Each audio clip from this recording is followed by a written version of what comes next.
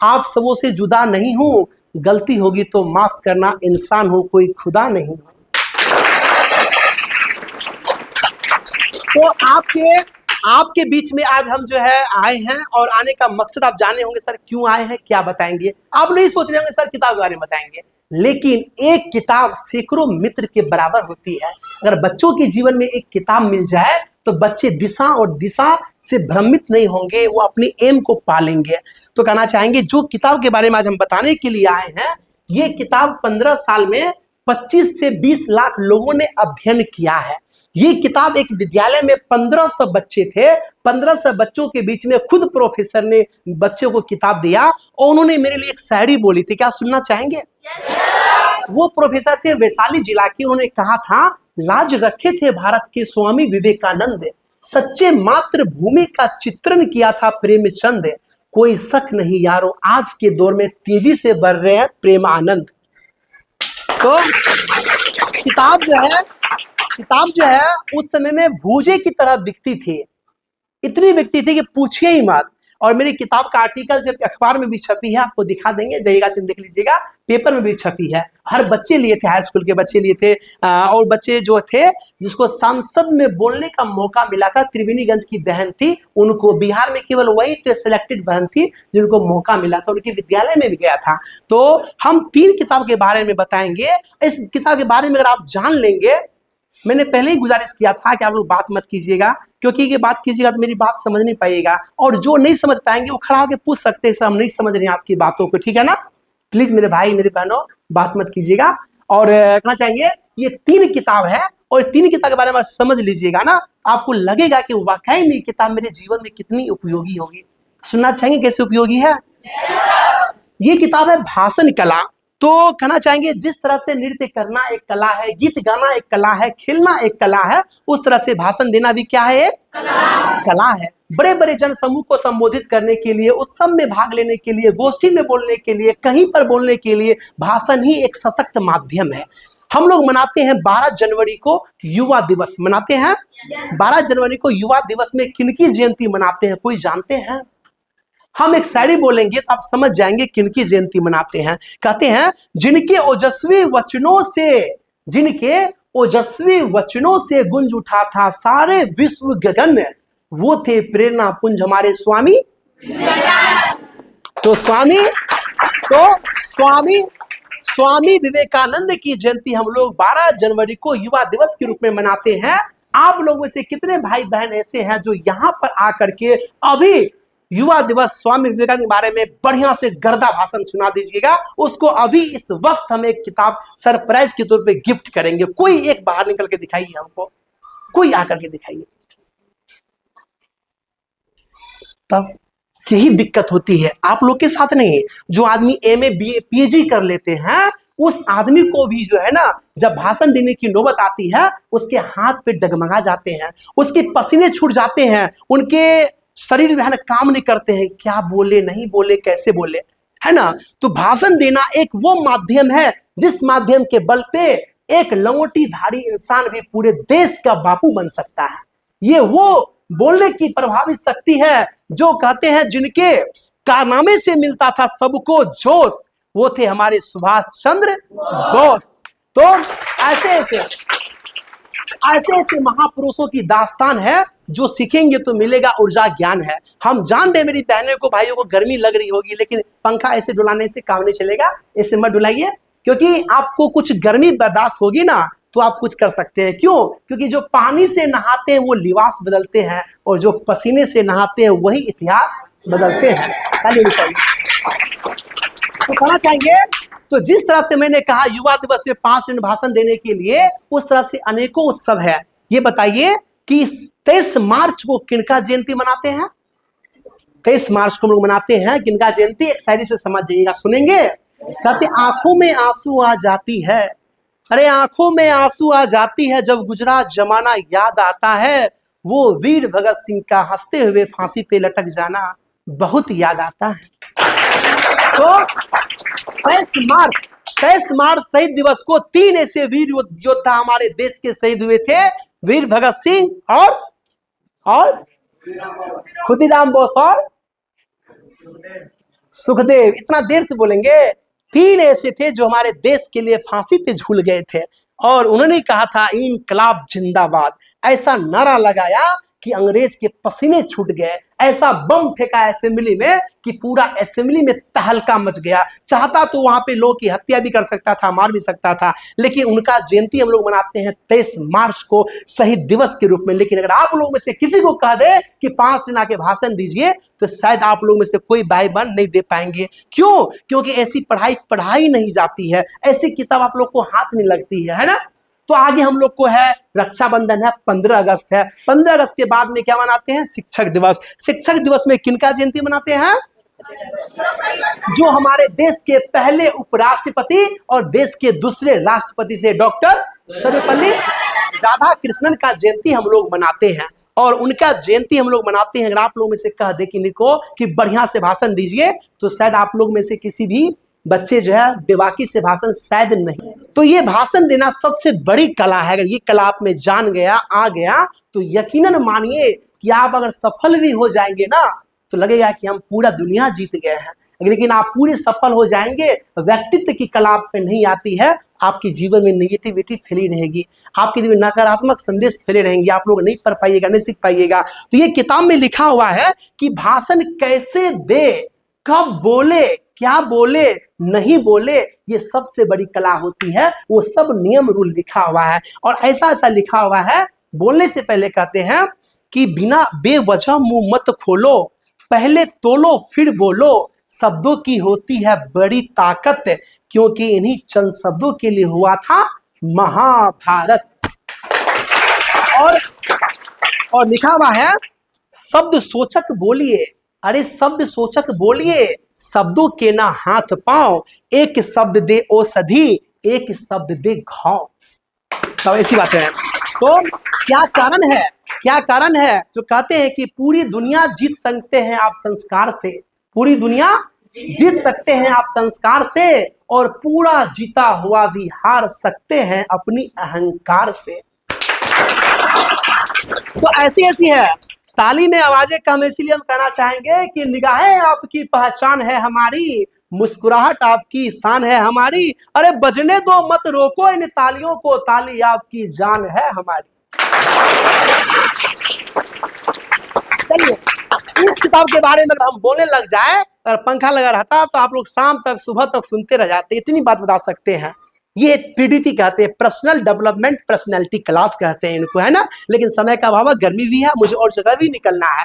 दूसरी किताब है छोटी छोटी मगर गहरी बातें, पार्ट 1 पार्ट 2, है ना। इस किताब में 150 कहानी है, इसमें 1 से 6 कहानी है, कुल मिलाकर के 250 कहानी इसमें है। कहानी कौन है? अगर एक कहानी सुना देंगे ना, यकीन आप कहिएगा वाह कितनी अच्छी किताब है। क्या आप लोग सुनेंगे वो कहानी? अच्छा, कहानी सुनने से पहले ये बताइए कि आप लोग कितने बच्चे ऐसे हैं जो झूठ बोलते हैं? वो हाथ चाहिए। तो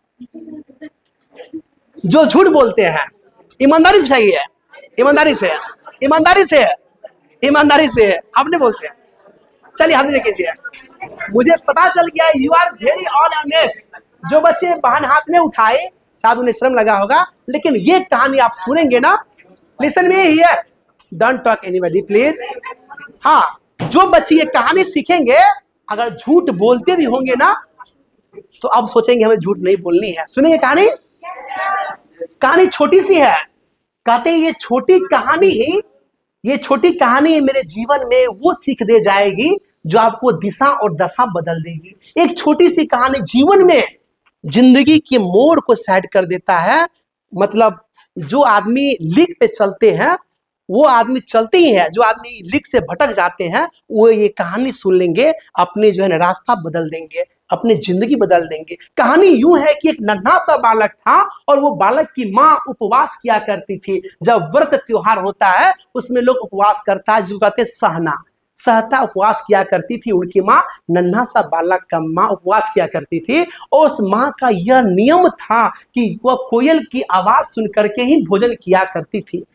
लेकिन एक दिन की बात है, वो माँ उपवास की थी लेकिन कोयल आवाज ही नहीं दे रहा था। वो नन्हा सा बालक बेचैन हो गया, दुखी हो गया इस बात के लिए कि मेरी माँ अभी तक भूखी प्यासी है, कुछ खाई पी नहीं है। इसीलिए वो गया और झाड़ी में चुप करके कोयल का आवाज लगाया और आके माँ से कहा, मामा अब तुम भोजन कर लो। कोयल ने आवाज दे दी है। उनकी माँ उन्हें जोर से एक थप्पड़ मारी और फूट फूट करके रोने लगी और कही भगवान से, हे भगवान, मैंने कौन ऐसा अपराध किया जो मेरे गर्भ से झूठा बेटा पैदा लिया। अपनी माँ को रोता हुआ देख वो बालक कसम खाया कि माँ मैं जीवन में कभी झूठ नहीं बोलूंगा, और दिया हुआ वो बचपन में कसम अपने माँ से मरते दम तक निभाया, कभी झूठ नहीं बोला। क्या जानना चाहेंगे वो महान बालक कौन थे? वो महान बालक थे महात्मा गांधी, पूज्य पिता। कहानी अच्छी लगी तो जोरदार ताली होनी चाहिए। तो ऐसी ऐसी कहानी है जो रोंगटे खड़े कर देने वाली है, सोचने वाली है, समझने वाली है और व्यथित करने वाली है। आप लोगों में से कोई भाई बहन बोलिए, किस महापुरुष की कहानी आप लोग सुनना चाहेंगे? कोई बोलिए हमें, किसके बारे में सुनना चाहेंगे? सुभाष चंद्र बोस की आवाज आ रही है, सुनना चाहेंगे? उसके बारे में पहले भी हम सारी सुनाए थे, अब उसके बारे में कहानी सुनाते हैं। क्या सारी था कि जिनके कारनामे से मिलता था सभी को जोश, वो थे हमारे सुभाष चंद्र बोस। ये कहानी है जब हमारा देश परतंत्र था, गुलाम था, उस समय सुभाष चंद्र बोस ने क्रांतिकारी की बिगुल बजाई थी। उनका ही यह स्लोगन था, you give me blood I will give you freedom. तुम मुझे खून दो मैं तुम्हें आजादी दूंगा। उनका संगठन का नाम था आजाद हिंद फौज। जब उन्होंने संगठन की स्थापना की तो भरी सभा में हुंकार किया कि इसमें से कौन ऐसे हैं जो संगठन में शामिल होना चाहेंगे। पूरी सभा में आदमी जो है दौड़ लगा दिया, तो हम पूरी सभा के लोग को देख करके सुभाष चंद्र बोस का ठहरो। भीड़ शांत हो गया। कहा इसमें वही आ सकता है जो अपने रक्त से हस्ताक्षर करके कहेगा कि मैं आजाद हिंद फौज का हिस्सा बनना चाहता हूं। तो वो भीड़ जो है एक एक करके पीछे चला गया, भीड़ छटता गया, पीछे चला गया। लेकिन उन्हीं भीड़ में से वो वीरांगनाएं निकली, 17 वीरांगनाएं, 17 वीरांगनाएं नारी निकली जो अपनी कटारे से फाड़ करके रक्त हस्ताक्षर कर करके वो आजाद हिंद फौज में सम्मिलित हुई। वो वीरांगना को देख करके काफी युवा में जोश जगा, तब धीरे धीरे उसके संगठन में लोग शामिल हुए। क्या ये कहानी आपको अच्छी लगी? इसीलिए कहते हैं, और एक शिष्य की कहानी है। Are you ready? गुरु जो है अपने शिष्य की परीक्षा लेते हैं। और देखिए आप लोग तो हैं, लेकिन कुछ बहनें उधर भी है 8वां 7वां का, हो सके तो उनको बोल दीजिएगा कि सर कल आएंगे, है ना। कहानी सुन लीजिए। कहानी एक गुरु और शिष्य की है। Are you ready? एक गुरु ने शिष्य की परीक्षा लिया, क्योंकि शिष्य को गुरु के सानिध्य में रहना था। तो शिष्य की परीक्षा लेते हैं तो गुरु का पहला सवाल होता है। पहला सवाल ये होता है, वो शिष्य से कहता है कि अगर तुम्हें कोई गाली दे दे तो तुम क्या करोगे? शिष्य का जवाब देने से पहले हम इस भाई से पूछेंगे, आप खड़े हो जाइए जल्दी। अगर आपको कोई गाली दे दे आप क्या करेंगे? फास्ट बोलिए, क्या करेंगे आप? आप बोल दिए, कोई अब गाली, क्या करेंगे आप? क्या करेंगे आप? गाली देने से मना करें। आप क्या करेंगे? नहीं लेंगे। बैठिए। एक बहन थी वैशाली जिला का, उनको पूछे कि अगर आपको कोई गाली क्या करे, मैं उसकी मुंह तोड़ दूंगी। सुनिए, तो गुरु ने कहा शिष्य से कि अगर आपको कोई गाली दे दे आप क्या करेंगे? शिष्य का जवाब था कि मैं उसे धन्यवाद दूंगा इस बात के लिए कि सिर्फ गाली ही दी है ना, मेरी पिटाई तो नहीं न की। अब गुरुजी सोचने में पड़ गया। फिर गुरु पूछता उनसे कि अगर सचमुच तुम्हारी कोई पिटाई कर दे तब तुम क्या करोगे? शिष्य का जवाब था, मैं फिर भी उसे धन्यवाद ही दूंगा इस बात के लिए कि सिर्फ मेरी पिटाई ही की है ना, मुझे जान से तो नहीं ना मारा। अब गुरुजी सोच में पड़ गया और देखा उनको, फिर पुनः पूछता है कि अगर सचमुच तुम्हें कोई जान से ही मार दे तब तुम क्या करोगे? तब शिष्य कहा, तब तो मेरे पास करने के लिए कुछ भी नहीं रहेगा, लेकिन फिर भी मेरी आत्मा उसे धन्यवादी देगा सांसारिक कष्टों से मुक्ति को देने के लिए। ऐसी उनकी शिक्षा थी। तो क्या जानना चाहेंगे वो महान गुरु और वो महान शिष्य कौन थे? क्या आप लोग जानते हैं? नहीं जानते हैं। वो महान गुरु थे भगवान गौतम बुद्ध और वो महान शिष्य था आनंद। कहानी अच्छी लगी? तो ऐसे कहते गिनते गिनते थक जाएगी उंगलियां, गिनते गिनते थक जाएगी उंगलियां, खत्म न होगी महापुरुषों की दुनिया। इतने हमारे देश में महापुरुष हैं। तो ऐसे ऐसे अनगिनत कहानियां, बोलिए किस पे सुनेंगे आप लोग, जल्दी बोलिए। संजोग से जिस पे सुनते हैं उसका लिखा हुआ हो रहता ही है कहीं ना कहीं। जितना बोलते हैं 90% इस किताब से हम बोलते हैं। चलिए आप लोग सुनाते हैं एक ऐसी कहानी भगत सिंह पे। क्या सब लोग सुनेंगे? चलिए भगत सिंह पे कहानी आप लोग सुन लीजिए। और ये भगत सिंह वो क्रांतिकारी युवा थे जिन्होंने क्रांति की बिगुल बजाई थी। क्या की थी? क्रांति की बिगुल बजाई थी। ये वो भगत सिंह थे। कहानी छोटी सी है लेकिन छोटी सी कहानी हमें टाइम थी, है ना। और उस समय जब जेलर आते हैं तो कहते हैं चलिए आप तैयार हो जाइए, आपको फांसी की सजा होने वाली है। उस वक्त भगत सिंह जेल में अध्ययनरत थे। वो किताब पढ़ रहे थे। वो किताब का नाम था, महापुरुष का नाम था लेनिन। क्या नाम था? लेनिन की जीवनी पढ़ रहे थे। वो लेनिन थे जो साम्राज्यवाद को आजाद किए थे, साम्राज्यवाद के खिलाफ थे वो, है ना। तो वो लेनिन की कहानी क्रांतिकारी की पढ़ रहे थे। उन्होंने जेलर ने देखा कि जिस इंसान को कुछ क्षण के बाद फांसी की सजा होने वाली है और वो बेबाकी रूप से पढ़ रहा है। और जब उनके पास माँ उनसे मिलने के लिए आई तो भगत सिंह अपनी माँ को रोता हुआ देखकर कहा कि माँ, लाश लेनी तुम मेरी मत आना। बोल तो रहे हैं लेकिन मेरे रोंगटे खड़े मेरे हो रहे हैं। उन्होंने अपनी माँ से कहा कि लाश लेनी तुम मेरी मत आना, किसी कलवीर को भेज देना। कहीं आप रो पड़े तो लोग यही समझेंगे भगत सिंह की माँ रो रही है।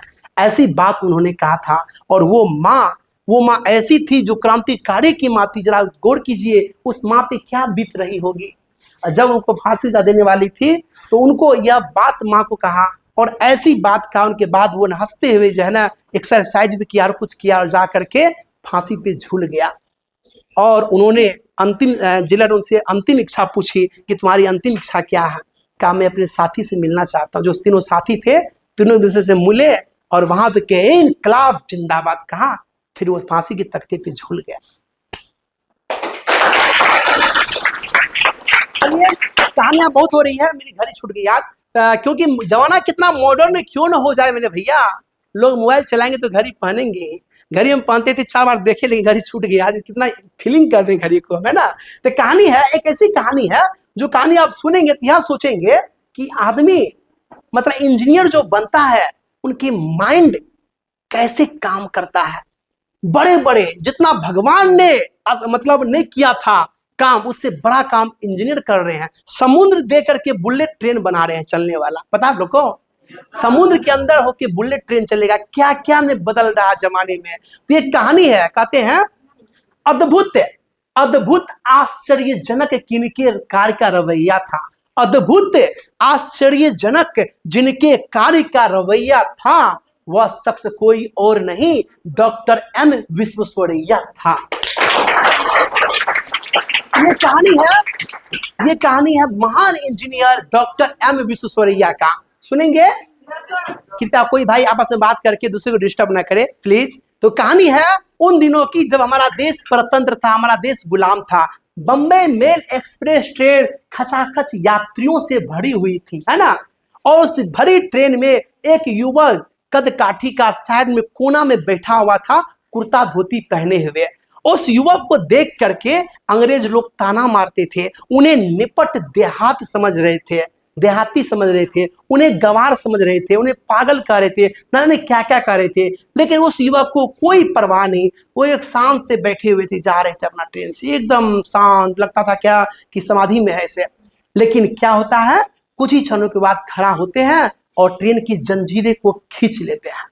ट्रेन रुक जाती है। उधर से गार्ड आते हैं और आवाज लगाता है कि ट्रेन की जंजीरें किसने खींची। वह युवक खड़ा होता है और कहता है कि ट्रेन की जंजीरें मैंने खींची। तो गार्ड कहता तुमने जंजीरें क्यों खींची? तो कहा यहाँ से फलांग दूरी पे पटरी बिखरी पड़ी है, उखड़ी हुई है। तो गार्ड को विश्वास नहीं होता है, उन्हें उतारता है, ले चलता है। जब 2 किलोमीटर 1.5 किलोमीटर आगे जाता है तो देखता है, तो देख करके गार्ड और जितने पब्लिक साथ में आए रहते हैं वो देख करके होश उड़ जाते हैं कि वाकई में कि वहां दूर में तो नॉट बेल्ट खुले हुए हैं, पटरी उखड़ी पड़ी है। अगर वो ट्रेन जाते रहते तो बड़ा हादसा घट सकता था। तो वह देखता है गार्ड, तो वो देख करके सन्न रह जाता है। वो गार्ड पूछता है कि तुम कौन हो? तब कहता है कि मैं एक इंजीनियर हूं और मेरा ही नाम डॉक्टर एम विश्वेश्वरैया है। यह सुनते ही अब तक जो उनका बुराई कर रहे थे, जो उन्हें गंवार देहात कर रहे थे, वो उनके प्रशंसक हो गए। वो उनको कहने लगे, साहब मुझे क्षमा कर दीजिए, मैंने आपको क्या से क्या कह दिया। लेकिन डॉक्टर एम विश्वेश्वरैया कहा कि आप लोगों ने मुझे क्या कुछ कहा, मुझे कतई याद नहीं है। कैसी कहानी, ये सीख मिली आपको। इसीलिए कहते हैं कि जिनके जिनके अद्भुत कार्य का रवैया था वो थे डॉक्टर एम विश्वेश्वरैया। ऐसी सी कहानी है। इसीलिए मैंने कहा पहले ही कि गिनते गिनते थक जाएगी उंगलियां, खत्म न होगी महापुरुषों की दुनिया। इतने हमारे देश में महापुरुष है। कहानी मुझे बताने में बहुत आनंद आता है, लेकिन समय का भी अभाव है ना, इसीलिए लास्ट में कहना चाहेंगे, आप लोग युवा है ना, सुनाई नहीं दी, आप लोग युवा है ना, क्या बात है। कहते हैं देश के युवा जगो, कहते हैं आप लोग